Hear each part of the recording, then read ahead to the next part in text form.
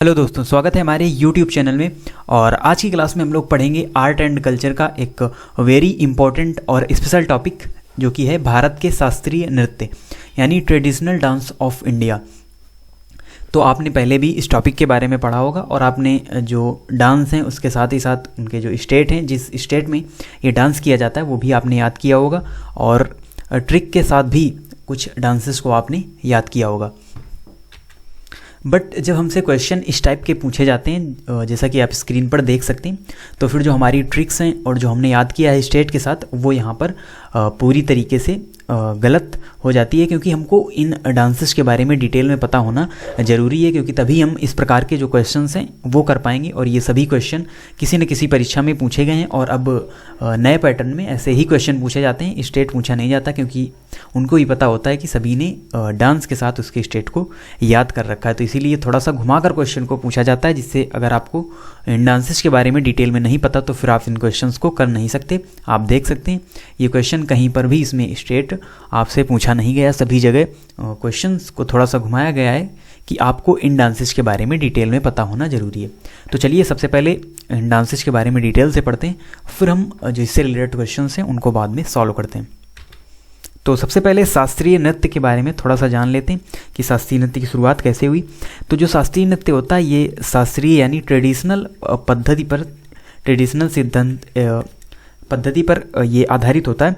और साथ ही साथ जो नटराज की मूर्ति आपने देखी होगी, तो नटराज की मूर्ति को इसका प्रतीक माना जाता है, शास्त्रीय नृत्य का प्रतीक माना जाता है नटराज की मूर्ति को। तो तभी से ये शुरुआत हुई, शास्त्रीय नृत्य की शुरुआत हुई।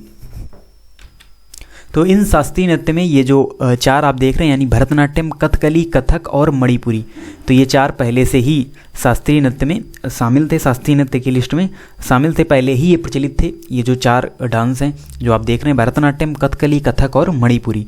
और फिर ये जो तीन डांस हैं इनको बाद में इस लिस्ट में शामिल किया गया, बाद में इनको मान्यता दी गई और शास्त्रीय नृत्य की सूची में शामिल किया गया कुचिपुड़ी, उड़ीसी और मोहिनी अट्टम को। और रिसेंटली, यानी रिसेंटली का मतलब सन 2000 में असम के सत्रिया नृत्य को भी इस सूची में शामिल किया गया। तो ये सबसे नवीनतम जो शास्त्रीय नृत्य है, इसको इस लिस्ट में शामिल किया गया। तो अभी आप केवल 7 के बारे में ही पढ़ते होंगे, पहले भी कई बार ये जो 8वां शास्त्रीय नृत्य, इसके बारे में पढ़ाया नहीं जाता, लेकिन इसे रिसेंटली ही ऐड किया गया है सन 2000 में, इसको फिर इस लिस्ट में ऐड किया गया। तो ये सबसे नवीनतम डांस फॉर्म है, शास्त्रीय नृत्य है। तो इसलिए हमारे भारत में जो प्रचलित शास्त्रीय नृत्य हैं उनकी संख्या कितनी है? 8।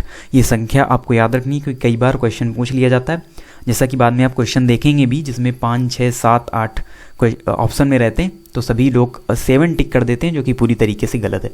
इसका सही आंसर होगा, हमारे भारत में वर्तमान में 8 शास्त्रीय नृत्य प्रचलित हैं। तो ये 8 आप नाम देख सकते हैं। सभी के बारे में हम डिटेल में पढ़ेंगे। तो चलिए स्टार्ट करते हैं और सबसे पहले देखते हैं जो शास्त्रीय नृत्य है भरतनाट्यम। तो भरतनाट्यम आप सभी को इसकी स्टेट के बारे में पता होगा कि ये किस स्टेट में मनाया जाता है, तो यानी किस स्टेट का डांस फॉर्म है। तो ये है तमिलनाडु का, यानी तमिलनाडु का शास्त्रीय नृत्य है भरतनाट्यम। और इसे एक और नाम से भी जाना जाता है दासी अट्टम। दासी अट्टम नाम से भी इसे जाना जाता है। और क्यों इसे दासी अट्टम नाम दिया गया? क्योंकि जो दासियां थी, ये जो डांस किया जाता था, ये दासियों के द्वारा किया जाता था। देवताओं के सामने दासियों के द्वारा किया जाने वाला ये डांस था भरतनाट्यम। इसीलिए समाज में इसको उतना स्थान नहीं दिया गया। बट अब ये बहुत ही प्रचलित डांस फॉर्म है, भरतनाट्यम बहुत ही प्रचलित।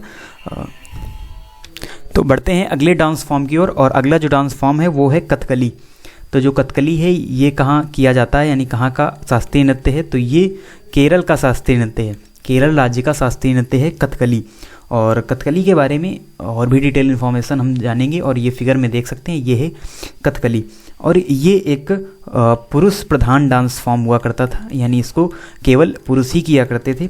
बट रागिनी देवी ने इस मिथक को तोड़ा और उन्होंने भी इस डांस को किया, और तब से ये दोनों लोग करते हैं, यानी पुरुष भी और महिला भी इस डांस फॉर्म को करते हैं, कथकली को करते हैं। और इसमें किया क्या जाता है? तो इसमें रामायण, महाभारत तथा पुराणों यानी रामायण महाभारत और पुराणों के जो पात्र हैं उनका अभिनय इसमें किया जाता है। रामायण महाभारत तथा पुराणों के पात्रों का अभिनय। और साथ ही साथ इस नृत्य में क्या किया जाता है, तो जो इसमें जो डांसर होता है, जो नर्तक होता है, उसके चेहरे पर, तो नर्तक के चेहरे पर कई प्रकार के जो कलर्स हैं वो लगाए जाते हैं, यानी हरा, पीला, लाल और काला, ये रंग लगाए जाते हैं इस डांस फॉर्म में। ये उसका ट्रेडिशनल डांस है जो केरल का कथकली, उसमें नर्तक के चेहरे पर हरा, पीला और लाल, काला कलर भी लगाया जाता है। तो अगर इस प्रकार से भी क्वेश्चन आपसे पूछा जाता है कि किस नृत्य फॉर्म में हरा, पीला, लाल, काला रंग चेहरे पर लगाया जाता है नर्तक के, तो वो है कथकली डांस। और इसमें रामायण महाभारत पुराणों के जो पात्र हैं उनका अभिनय किया जाता है। तो ये डांस फॉर्म है केरल का। बढ़ते हैं अगले डांस फॉर्म की ओर, और अगला डांस फॉर्म है यहाँ पर मोहिनी अट्टम, और ये भी केरल का ही शास्त्रीय नृत्य है, मोहिनी अट्टम और कथकली दोनों ही। और ये जो मोहिनी अट्टम नृत्य है ये पूरी तरीके से महिला प्रधान नृत्य, यानी इसे सिर्फ और सिर्फ महिलाओं के द्वारा ही किया जाता है। तो ये भी आपको याद रखना है।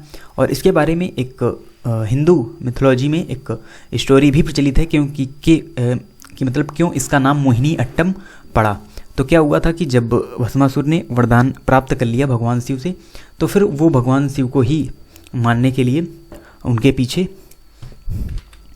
चल दिया। तो यहाँ पर भगवान विष्णु ने मोहिनी रूप बनाया, भगवान विष्णु ने मोहिनी रूप धारण किया, और फिर जो उसका हाथ था भस्मासुर का वो उसी के सिर पर रखवा दिया, और जिससे वो भस्म हो गया, और वहीं पर उसका अंत हो गया भस्मासुर का। तो इसीलिए इस डांस फॉर्म को नाम दिया गया है मोहिनी अट्टम। और इस डांस फॉर्म में जो कलाकार होता है वो मोहिनी रूप का ही यहाँ पर वर्णन किया जाता है, उसी को प्रदर्शित किया जाता है, डिनोट किया जाता है इस डांस फॉर्म के अंतर्गत, मोहिनी अट्टम के अंतर्गत। तो ये आपको याद रखना, ये आप फिगर देख सकते हैं इससे रिलेटेड। बढ़ते हैं अगले डांस फॉर्म की ओर, जो कि है कुचिपुड़ी। और जो कुचिपुड़ी डांस फॉर्म है ये आंध्र प्रदेश का शास्त्रीय नृत्य है, आंध्र प्रदेश का शास्त्रीय नृत्य है कुचिपुड़ी। और इसमें क्या होता है, इस नृत्य में जो गति और नृत्य का क्या होता है, समन्वय रूप होता है। तो ये भी एक शास्त्रीय नृत्य है जिसमें गति और नृत्य का समन्वय रूप हमको देखने को मिलता है। बढ़ते हैं अगले डांस फॉर्म की ओर, और अगला डांस फॉर्म है उड़ीसी। तो इसमें देखिए आपको स्टेट बताने की कोई भी ज़रूरत नहीं है, क्योंकि इसके नाम में ही इसके स्टेट का नाम छुपा हुआ है। तो उड़ीसी जो डांस है, डांस फॉर्म, वो है उड़ीसा राज्य का। और इसमें क्या किया जाता है, तो उड़ीसी डांस के अंतर्गत जो भगवान कृष्ण की कथाएं हैं, भगवान जो कृष्ण की कथाएं हैं उनका, भगवान कृष्ण की कथाओं का इसमें उसी के आधार पर जो चित्रण है वो किया जाता है। ये आप डांस फॉर्म देख सकते हैं, ये उड़ीसी डांस फॉर्म है जो भगवान कृष्ण की कथाओं पर आधारित है। और साथ ही साथ क्योंकि उड़ीसा वाले एरिया में भगवान जगन्नाथ की भी पूजा की जाती है, तो भगवान जगन्नाथ की महिमा का भी वर्णन इस डांस फॉर्म के अंतर्गत किया जाता है। तो ये भी बात आपको याद रखनी है।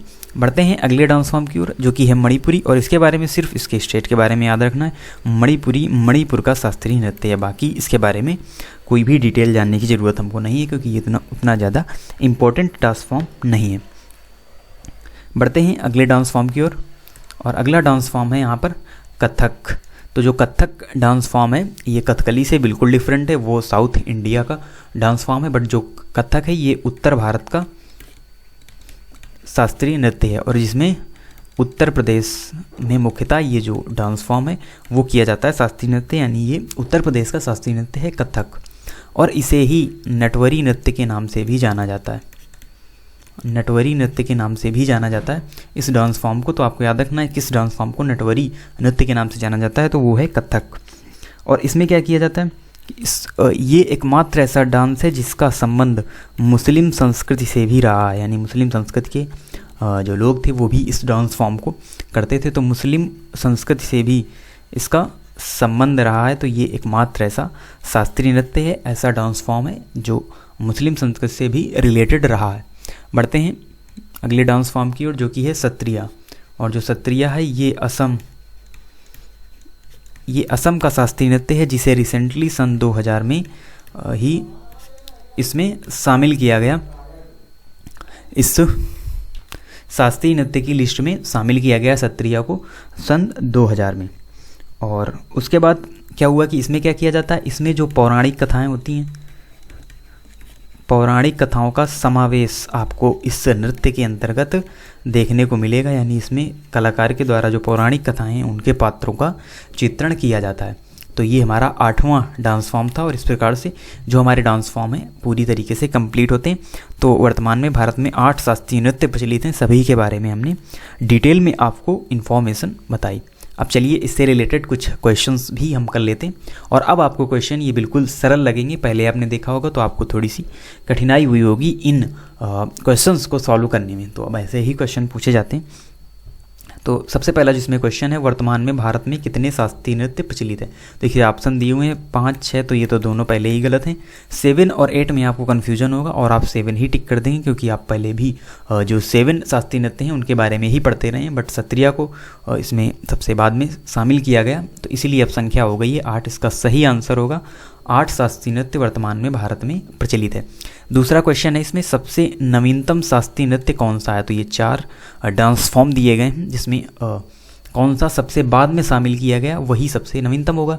तो भरतनाट्यम, कथकली, इनको पहले से ही प्रचलित थे, और कुचिपुड़ी को बाद में इस लिस्ट में शामिल किया गया, और सत्रिया को सबसे बाद में सन 2000 में इन शास्त्रीय नृत्य की लिस्ट में शामिल किया गया। इसीलिए जो सबसे नवीनतम शास्त्रीय नृत्य होगा वो है सत्रिया, जो कि असम का शास्त्रीय नृत्य है। हमने इसके बारे में आपको डिटेल में बताया भी। बढ़ते हैं अगले क्वेश्चन की ओर, और अगला क्वेश्चन है, कौन सा नृत्य केवल अकेले किया जाता है। देखिए 4 डांस फॉर्म दिए हुए हैं, भरतनाट्यम, मोहिनीअट्टम, कुचिपुड़ी और उड़ीसी।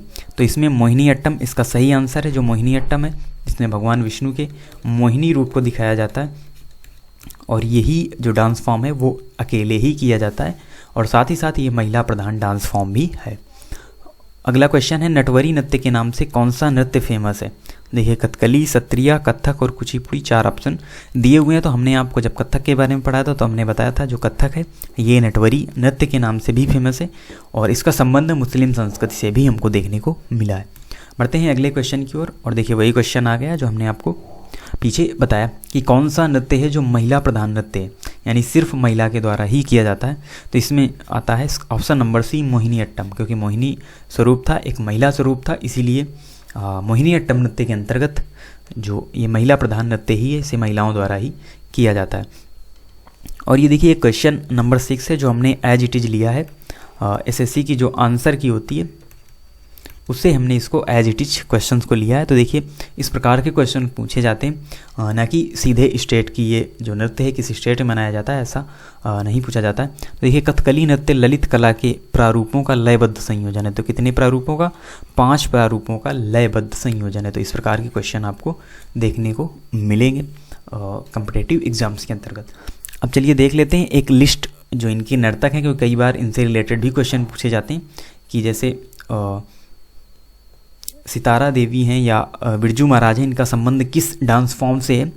तो आप बता देंगे तुरंत ही कथक डांस फॉर्म से इनका संबंध है। और कुछ यहाँ पर आपको डांसर्स ऐसे भी मिलेंगे जो 2-3 डांस फॉर्म में आपको सेम देखने को मिलेंगे, तो वो आपको ऑप्शन के हिसाब से ध्यान रखना है। वैसे मेन हम आपको यहाँ पर बताते हैं।